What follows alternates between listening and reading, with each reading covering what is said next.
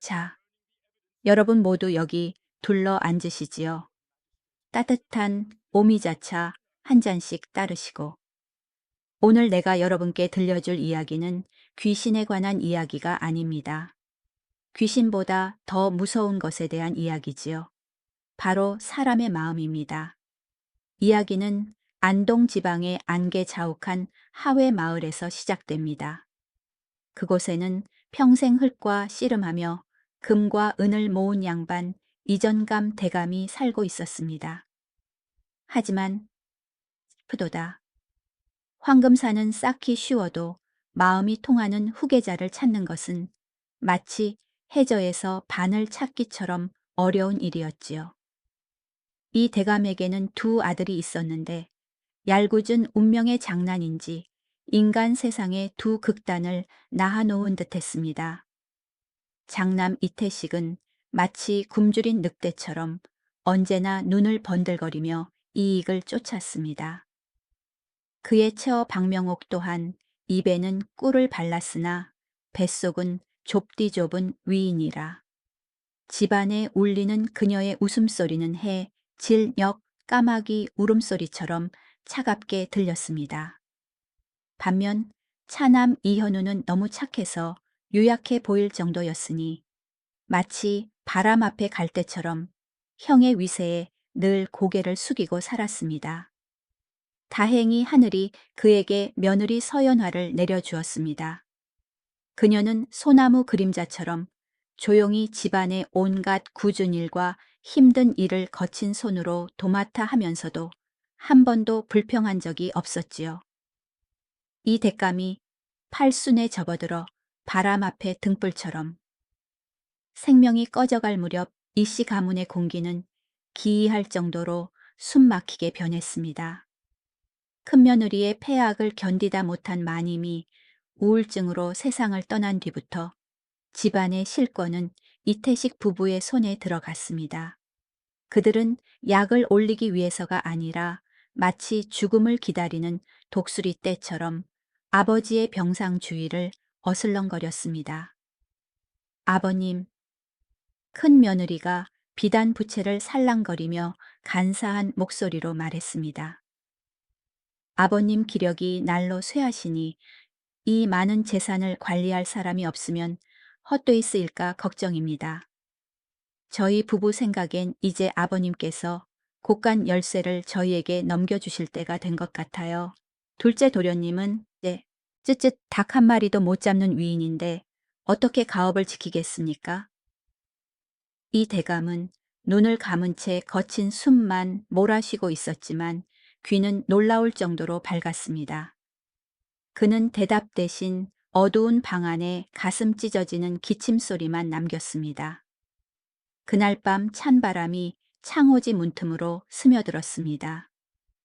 서연화가 검고 진한 쓴 냄새가 코를 찌르는 탕약을 들고 들어왔습니다. 그녀는 조심스럽게 아버지를 부축해 일으키고 이마에 맺힌 식은 땀을 정성스레 닦아주었습니다. 둘째 아가, 이 대감이 마른 장작 같은 야윈 손으로 며느리의 손을 잡으며 힘겹게 물었습니다. 큰 놈은 또 오지 않았느냐? 내 아주버님은 가문의 대사를 돌보느라 바쁘시니 아버님께서 나무라지 마세요. 이 대감은 씁쓸한 미소를 지었습니다. 대사라, 내가 죽으면 황금이 얼마나 남을지 세고 있는 게지. 갑자기 그는 둘째 며느리의 눈을 깊이 들여다보았습니다. 꺼져가는 불꽃이 마지막으로 타오르듯 기이한 빛이 서려 있었습니다. 연화야 내게 말해보거라. 이 세상에서 가장 귀한 것이 무엇이냐? 연화가 머뭇거려 미처 대답하기도 전에 그가 손을 저었습니다. 됐다. 내일 아침 모두를 이곳으로 부르거라. 이제 막을 내릴 때가 되었다. 다음 날 아침 이 대감 방의 분위기는 가야금 줄처럼 팽팽했습니다. 잔뜩 치장한 장남 이태식 부부는 얼굴에 탐욕을 감추지 못한 채 희희낙낙했고 차남 현우는 잔뜩 움츠러들어 고개를 숙이고 있었으며 연화는 한쪽 구석에 서서 슬픈 눈으로 아버지를 바라보았습니다. 내가 평생 모은 재산을, 이 대감이 쉰 목소리지만 위엄 있게 말했습니다. 나는 똑같이 나누지 않겠다. 너희가 스스로 자신의 몫을 선택하게 하여 너희의 그릇과 마음이 어디까지인지 보려 한다. 그의 가장 충직한 하인 칠성이 떨리는 손으로 두 가지 물건을 방 한가운데에 내놓았습니다. 첫 번째 물건, 순금으로 만든 열쇠. 아침 햇살을 받아 눈부시게 빛나는 혼을 빼놓을 듯 아름다운 열쇠였습니다. 두 번째 물건, 낡고 썩은 나무 상자. 세월의 먼지가 가득 쌓이고 녹슬고 볼품없는 자물쇠가 채워진 상자였습니다. 이 황금 열쇠는 이 대감이 손가락으로 가리켰습니다. 쌀 500석이 든 식량 창고를 여는 것이다. 한 가족이 호의호식하며 평생 부귀영화를 누리기에 충분하다. 장남 부부의 눈이 자동차 전조등처럼 번쩍였고 큰 며느리가 침을 꼴깍 삼키는 소리가 선명하게 들렸습니다. 그리고 저 낡은 상자는 그의 목소리가 낮게 깔렸습니다. 칠성이를 포함해 이 집안 노비 10명의 매매 문서, 노비 문서가 들어있다. 그 말을 듣자 태식 부부는 입을 삐죽거리며 비웃었습니다. 입 10개를 먹여 살리느라 돈만 들고 돈은 안 생기는 것들 누가 거들떠나 보겠습니까? 자, 선택해라. 아버지의 말이 끝나기가 무섭게 이태식이 화살처럼 튀어나갔습니다. 그는 황금 열쇠를 낚아채며 누가 뺏어갈세라 꽉 쥐었습니다. 아버지, 제가 장남이니 가문의 먹거리를 책임져야지요. 저는 쌀을 택하겠습니다. 옛말에 백성은 먹는 것을 하늘로 삼는다. 미니 식위천 미니 시웨이텐 고 하지 않았습니까? 하하. 그는 만족감과 오만함에 가득 차 껄껄 웃었습니다. 그러고는 동생을 돌아보며 빈정거렸습니다. 둘째야, 형이 너한테 저 상자를 양보하마. 너는 고생하는 게 익숙하니 저 10명의 목숨을 짊어지는 것도 괜찮겠지. 애써서 잘 키워봐라. 방 구석에 서 있던 노비들은 자신들의 운명이 헛 물건처럼 결정되는 것을 듣고 고개를 푹 숙인 채 눈물을 글썽겼습니다. 이현우는 사색이 되어 원망 섞인 눈으로 아내를 쳐다보았습니다. 부인 쌀 500석은 형님이 가져가 버렸소. 이제 저 빚덩이 같은 상자를 받아서 우린 뭘 먹고 산단 말이오. 방 안의 모두가 숨을 죽이고 기다렸습니다. 모든 시선이 서연화에게 쏠렸습니다. 작은 체구의 그 여인은 천천히 걸어 나갔습니다. 그녀는 반짝이는 황금 열쇠는 쳐다보지도 않고 낡은 나무 상자로 곧장 걸어갔습니다. 그녀는 거친 손을 먼지 쌓인 상자 위에 얹고 마치 보물을 다루듯 부드럽게 쓰다듬었습니다. 서방님, 그녀의 목소리는 작지만 단단하게 울렸습니다. 재물은 몸 밖의 물건이라 오늘 있다가도 내일 사라지는 것입니다. 하지만 사람은 근본이자 은혜와 의리입니다. 그녀는 시아버지를 돌아보고 다시 떨고 있는 노비들을 바라보았습니다. 그녀의 눈빛은 기이할 정도로 흔들림이 없었습니다. 아버님, 저희 부부는 이 사람들을 받겠습니다. 그 순간 시간이 멈춘 듯 했습니다. 이태식은 재수 씨가 더할 나위 없이 어리석다며 코웃음을 쳤습니다. 하지만 그는 보지 못했습니다. 침상 구석 이전감, 대감이 실눈을 뜨고 지켜보고 있다는 것을. 나무 껍질처럼 주름진 그의 얼굴에 비밀스럽고 깊은 미소가 서서히 번졌습니다. 그것은 죽어가는 자의 미소가 아니라 진정한 후계자를 찾은 사람의 미소였습니다. 과연 저 낡은 상자에는 단순히 빈 문서만 들어 있을까요?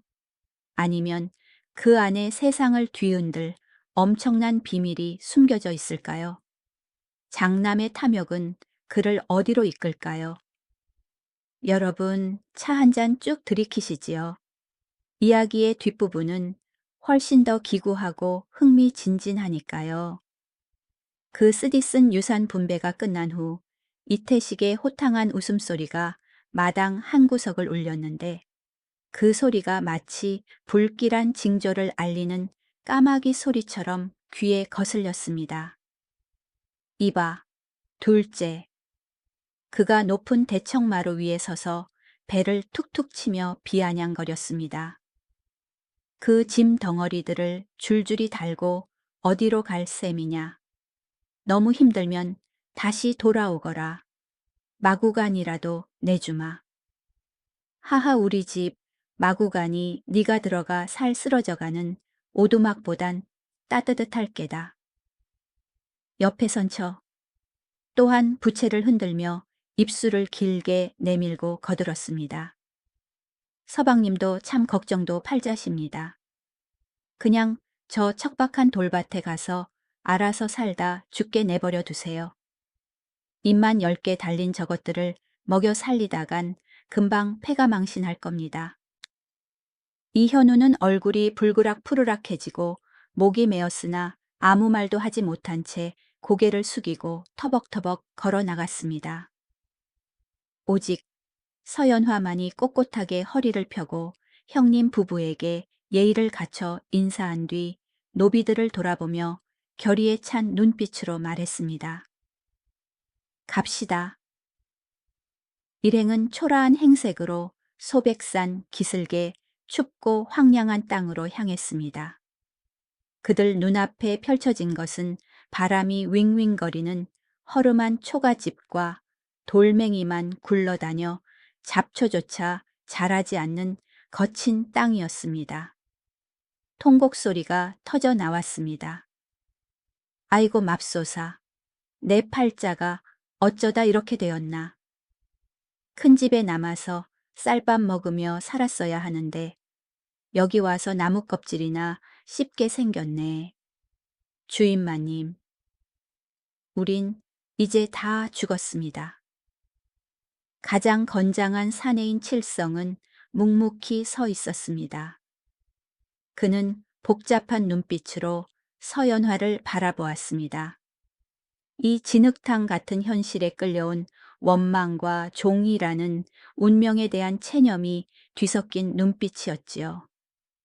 그날 밤 벽 틈으로 파고드는 바람 소리가 귀신 울음소리 같았습니다. 이현우는 밖에서 들려오는 노비들의 흐느끼는 소리에 귀를 막고 뒤척였습니다. 하지만 서연화는 잠들지 않았습니다. 그녀는 어둠 속에서 눈을 빛내며 낡은 상자를 만지작거리고 있었습니다. 다음 날 아침 서리가 하얗게 내린 마당에 서연화는 모두를 집합시켰습니다. 그리고 큰 모닥불을 피우게 했습니다. 어젯밤 너희들이 원망하며 우는 소리를 다 들었다. 그녀의 목소리는 차분하지만 위엄이 있었습니다. 너희는 우리 부부가 너희를 학대하고 죽을 때까지 부려먹으려고 이곳에 데려왔다고 생각하느냐. 아무도 대답하지 못하고 장작 타는 소리만 타닥타닥 들렸습니다. 다그락. 연화가 낡은 나무 상자를 열었습니다. 안에는 누렇게 바랜 종이 뭉치가 들어 있었습니다. 그들의 인생을 옥죄는 족쇄 바로 노비 문서였습니다. 그녀는 종이 뭉치를 집어들고 모두가 볼 수 있게 높이 치켜들었습니다. 나는 노예가 필요 없다. 나는 사람이 필요하다. 그리고 이현우가 기겁하고 열상의 눈동자가 휘둥그레진 가운데 그녀는 그 문서 뭉치를 활활 타오르는 불길 속으로 던져버렸습니다. 부인 미쳤소. 이현우가 비명을 지르며 달려들어 다시 뺏으려 했습니다. 그건 우리의 유일한 재산이요. 돈을 태우는 거나 마찬가지란 말이요. 멈추세요. 연화가 호통을 쳤습니다. 그 섯을 퍼런 고함에 유약한 남편은 그 자리에 얼어붙었습니다. 불길이 종이를 집어삼키며 검게 말려 올라갔습니다. 문서가 절반쯤 탔을 때 서연화는 갑자기 부직갱이로 남은 종이를 꺼내 불을 껐습니다. 그녀는 그을음이 묻은 얼굴로 반쯤 탄 종이 뭉치를 들고 칠성과 떨고 있는 노비들의 눈을 똑바로 쳐다보았습니다. 내가 절반을 태운 것은 너희의 노비 신분을 태워버리기 위함이다. 이제부터 나는 너희를 면천미안젠하여 자유를 주겠다. 너희는 더 이상 소나 말이 아니다. 그녀는 남은 반쪽짜리 종이를 높이 들었습니다. 내가 이 남은 절반을 간직하는 것은 너희를 올가매기 위해서가 아니라 관의 증거로 보여 다른 이들이 너희를 탐내지 못하게 막기 위함이다. 잘 들어라. 이 땅은 황무지라 개간할 일손이 필요하다. 여기서 나오는 수확물은 반으로 나누겠다. 나는 주인이 아니라 너희와 함께 살아가기 위해 협력하는 사람이다. 주변은 쥐 죽은 듯 조용해졌습니다. 그러다 갑자기 무뚝뚝하던 산의 칠성이 부들부들 떨며 무릎을 털썩 꿇었습니다. 그의 두 어깨가 심하게 들썩였습니다. 마님, 저희를 사람으로 대해주시는 겁니까? 나는 사람을 산 것이지 짐승을 산 것이 아니다. 연화가 다가와 칠성을 일으켜 세웠습니다. 일어나거라. 나에게 필요한 건 너희의 손과 머리이지 무릎 꿇고 절하는 것이 아니다. 마님, 칠성은 자갈밭에 머리를 박고 통곡했습니다. 그것은 슬픔의 눈물이 아니라 뼈에 사무치는 감격의 눈물이었습니다. 이 칠성이 목숨 오늘부터 마님의 것입니다. 이산도에 이산다오하의 산을 옮기고 바다를 뒤집음 라 하셔도 따르겠습니다. 모든 노비가 일제히 무릎을 꿇고 충성을 맹세하는 소리가 천지를 진동했습니다. 이현우는 멍하니 서서 자신의 안에 그 작은 여인이 순식간에 얼마나 위대해 보이는지를 바라보았습니다. 그는 부끄러움에 고개를 숙였습니다. 자신의 용기가 아내의 한복, 치맛자락, 끝만도 못하다는 것을 깨달았기 때문입니다. 세월은 쏜살같이 흘렀습니다. 그해 하늘이 사람의 마음을 시험하려는 듯 경상도 지방에 끔찍한 대가뭄이 닥쳤습니다. 논바닥은 거북이 등처럼 쩍쩍 갈라졌습니다. 강과 가을은 바닥을 드러냈습니다. 햇볕은 살을 태울 듯 내리쬐었고 쌀값은 하루가 다르게 치솟았습니다. 백성들의 고통 어린 신음이 곳곳에 넘쳐났습니다. 하지만 하회 마을의 이태식은 회심의 미소를 지었습니다. 그는 쌀 창고 열쇠를 끌어안고 탐욕에 눈을 번뜩였습니다. 하늘이 나를 돕는구나. 이번에 큰돈을 벌겠어. 천한 것들이 굶어 죽든 말든 조금만 더 기다려라. 쌀값이 금값이 되면 그때 팔겠다. 그는 심지어 말을 타고 황무지까지 찾아가 동생 내가 살았나 죽었나 염탐했습니다. 땅이 바짝 마른 것을 보고 그는 비웃었습니다. 아이고, 둘째야, 이 자갈밭 농장은 이제 가마솥처럼 뜨거워졌겠구나. 쌀밥이 먹고 싶으냐 형한테 와서 빌어봐라. 적선하는 셈치고 한 그릇 줄 테니. 서연화는 아무 대꾸도 하지 않고 묵묵히 시원한 물 한 바가지를 떠서 그에게 권했습니다. 아주버님 먼 길 오시느라 힘드셨을 텐데 물이나 한 모금 드시고 가세요. 그는 물을 단숨에 들이켜고는 속으로 경멸하며 돌아갔습니다. 하지만 그는 그 물이 어디서 났는지 알지 못했습니다. 그가 떠나자마자 이현우가 걱정스럽게 물었습니다. 부인 땅이 다 갈라지고 작물이 말라 죽는데 우린 어떻게 삽니까? 연화는 칠성을 돌아보았습니다. 칠성아, 너는 평생 농사를 지었으니 귀가 밝고 눈이 좋지 않느냐? 겉 흙은 말랐어도 땅 속에는 반드시 물길이 있을 것이다. 예, 마님. 칠성의 눈이 반짝였습니다. 지당하신 말씀입니다. 노인들께 듣자 하니 이 산 밑으로 지하 안반수 용매가 흐른다고 했습니다. 제게 맡겨주십시오. 그렇게 11명의 사람들은 자유인의 신념과 힘으로 밤낮 없이 땅을 파고 또 팠습니다. 그러자 기적이 일어났습니다. 깊은 땅 속에서 시원한 물줄기가 솟구쳐 올라 메마른 땅을 적셨습니다. 그들은 남들처럼 벼농사를 짓지 않았습니다. 연화는 가뭄에 강한 감자와 보리를 심도록 했습니다. 그해 가을 조물주의 짓궂은 장난이 찾아왔습니다. 가뭄이 끝난 뒤 때 아닌 장마가 계속되어 습기가 무시무시하게 차올랐습니다. 부유한 이태식의 집에는 비극이 닥쳤습니다. 이태식이 목숨보다 아끼던 500석의 쌀은 도둑 맞을까봐 창고 문을 너무 꼭 닫아둔 탓에 습기를 만나 곰팡이가 새울어버렸습니다. 하얗던 쌀알들은 거무튀튀하게 변하고 시큼한 냄새를 풍기며 썩어갔습니다. 아이고 내 쌀, 내 돈. 그는 썩은 쌀 무더기를 파헤치며 어떻게든 건져보려 발악했으나 소용없었습니다. 그는 관에서 상한 물건을 보관한 죄를 물을까 두려워 밤에 몰래 사람을 시켜 쌀을 강물에 버려야 했습니다. 반면 동생 부부의 황무지에서는 웃음소리가 끊이지 않았습니다. 노랗게 잘 익은 큼직한 감자가 마당에 굴러다니고 보리 이삭이 창고에 가득 찼습니다. 전직 노비들은 윤기 흐르는 건강한 얼굴로 자신들이 일군 수확물을 보며 눈이 보이지 않게 웃었습니다. 마을 사람들은 썩은 쌀이 떠내려가 탁해진 강물을 보고 다시 황무지에서 피어오르는 따뜻한 밥 짓는 연기를 올려다보며 혀를 찼습니다. 참으로 인명제천.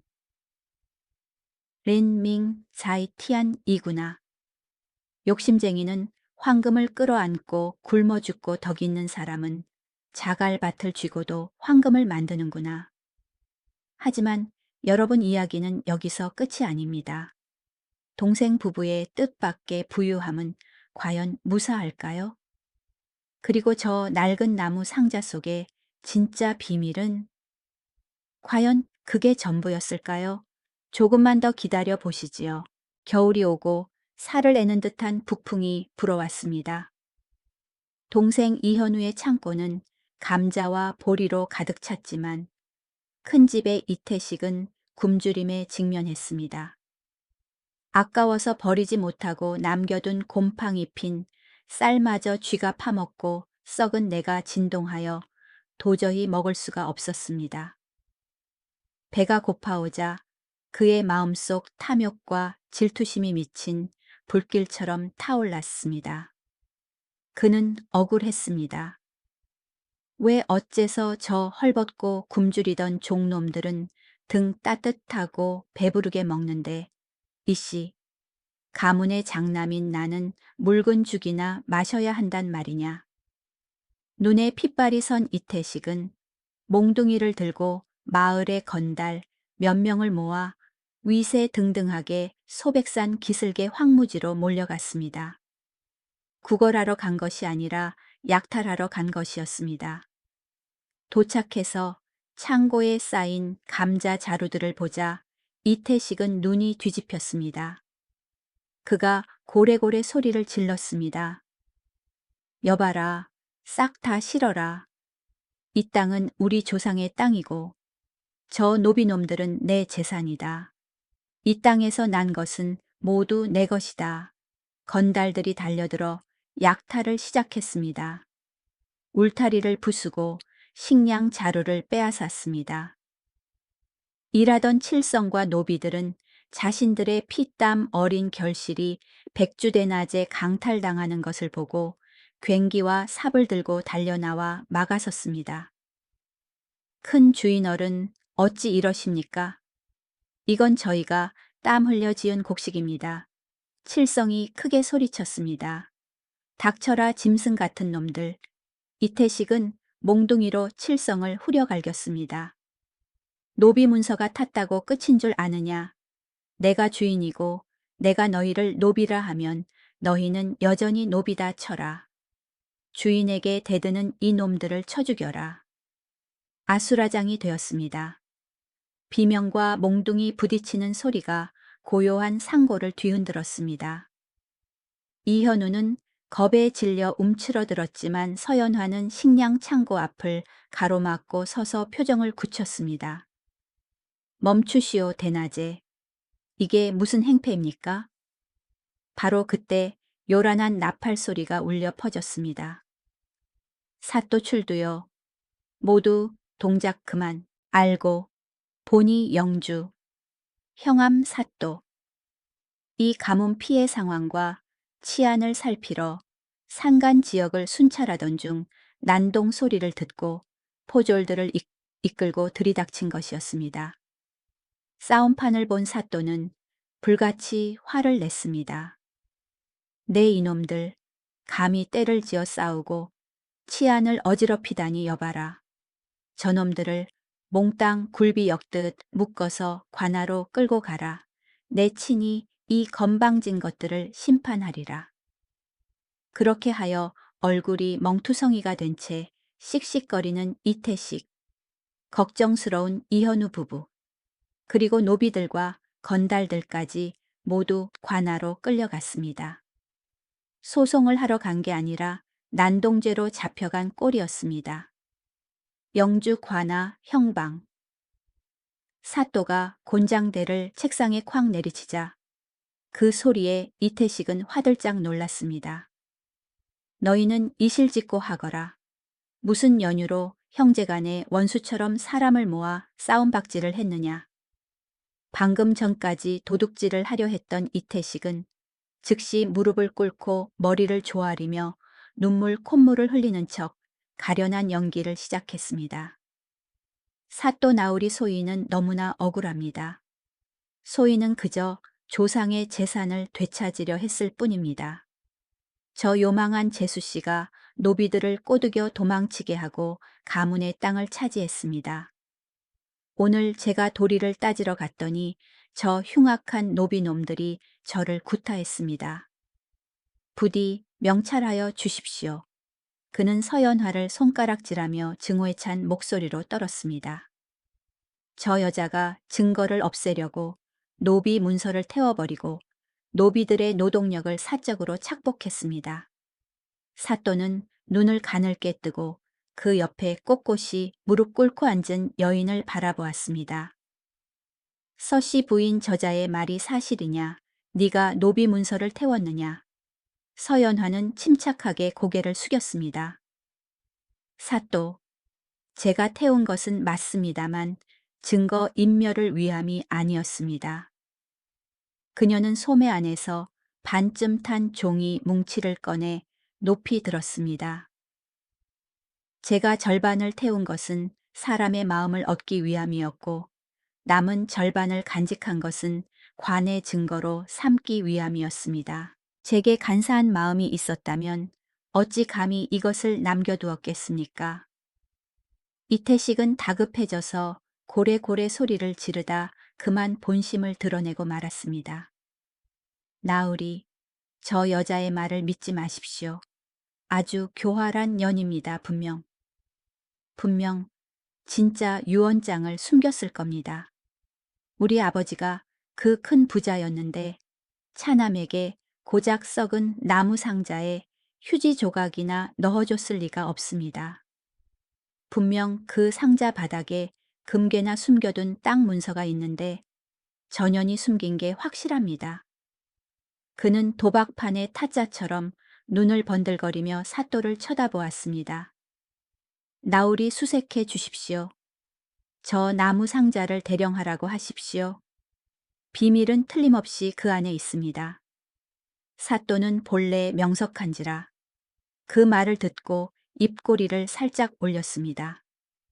탐욕스러운 장남의 새카만 속내가 훤히 보였기 때문입니다. 좋다. 네가 그리 장담하니 그 상자를 가져오게 하겠다. 포졸들이 초가집에서 낡은 나무 상자를 가져왔습니다. 이태식은 문 밖을 뚫어지게 쳐다보며 침을 꿀꺽 삼켰습니다.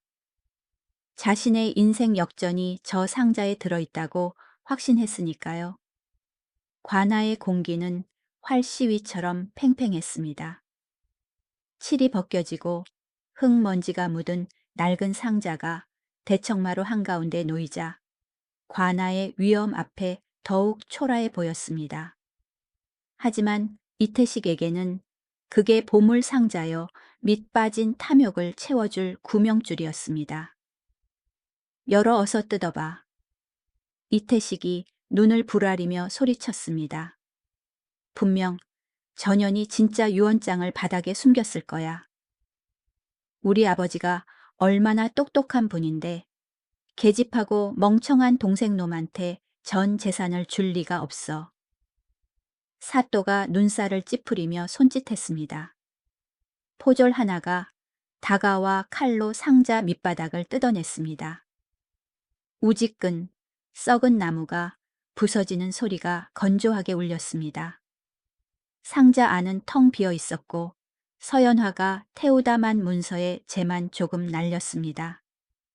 이태식은 미친 짐승처럼 달려들어 재를 헤집고 거친 나무 바닥을 긁어댔습니다. 이럴 리가 없어.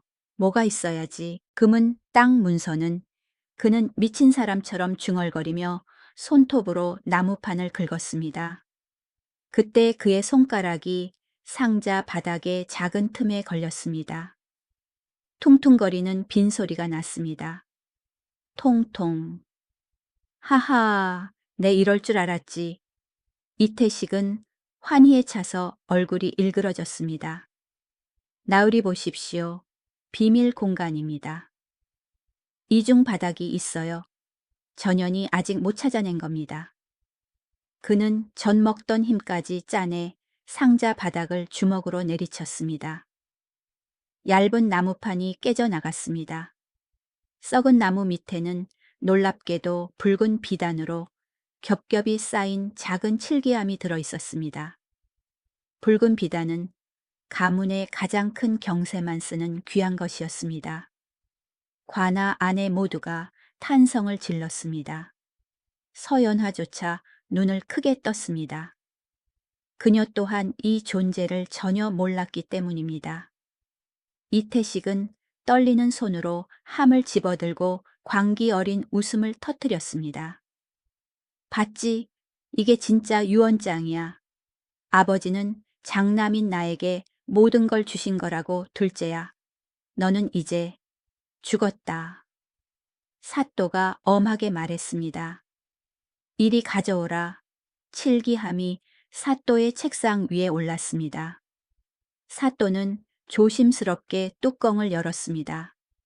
안에는 금은 보화가 아닌 고, 구, 이정암 대감이 떨리는 손으로 쓴 친필 편지와 돌돌 말린 양가죽 지도가 들어 있었습니다. 사또가 편지를 펼쳐 읽었습니다. 읽어 내려갈수록 사또의 표정은 엄숙함에서 놀라움으로 마침내 감탄으로 변하며 고개를 끄덕였습니다.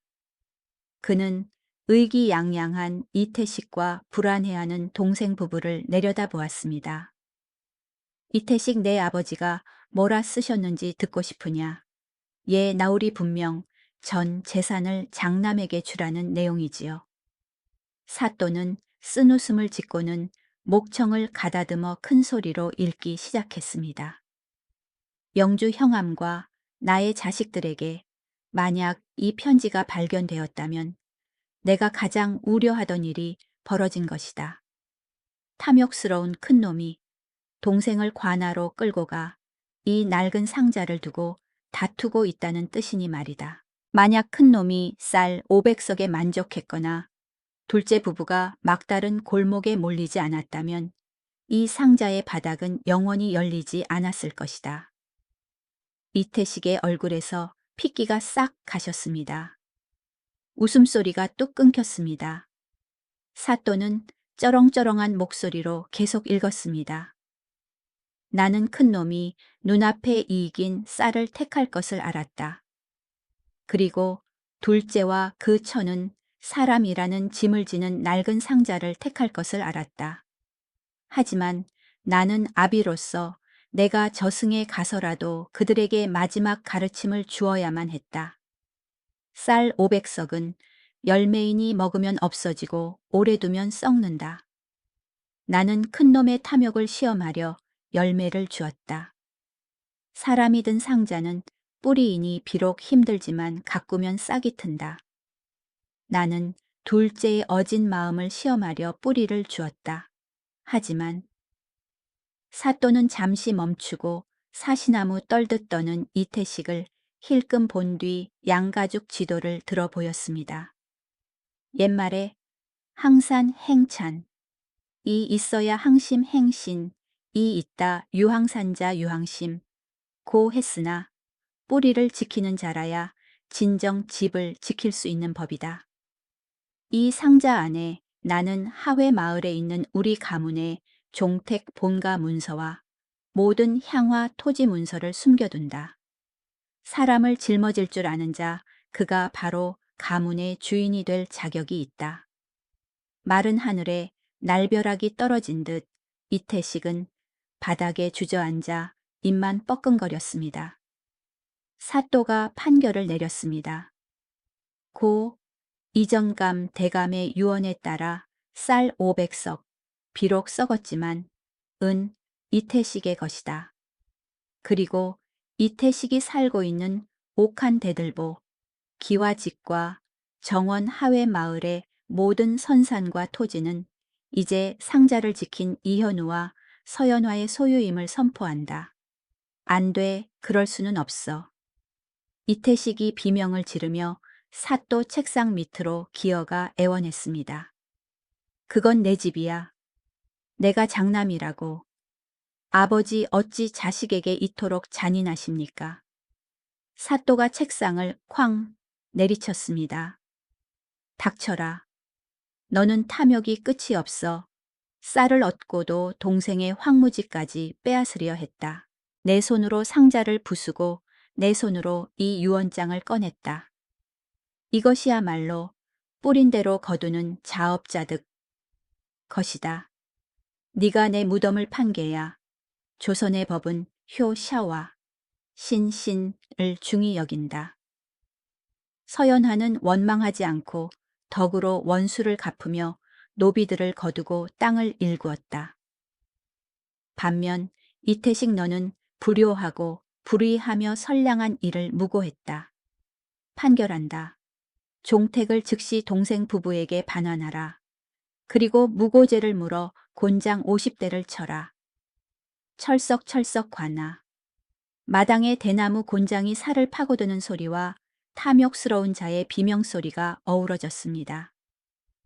아이고 나 죽네 아버지. 구경하던 백성들이 손뼉을 치며 환호했습니다. 꼴 좋다. 하늘이 지켜보고 있었어. 이 대감님, 정말 대단하시네. 죽어서도 못난 자식을 가르치시다니. 이현우는 눈물을 글썽이며 아내의 손을 꼭 잡았습니다. 서연화는 여전히 침착한 표정이었지만 눈가에는 깊은 감동이 서려 있었습니다. 그녀는 푸른 하늘을 올려다보며 나직이 속삭였습니다. 아버님 그 뜻 잘 받들겠습니다. 결국 이태식과 욕심 많은 아내 박명옥은 큰 집에서 쫓겨나 낡은 옷 보따리 몇 개만 들고 나앉게 되었습니다. 그가 아까워하던 썩은 쌀은 돼지도 거들떠보지 않아 아무도 사지 않았습니다. 두 부부는 그들이 동생에게 퍼부었던 저주처럼 길바닥을 떠돌며 노숙하는 신세가 되었습니다.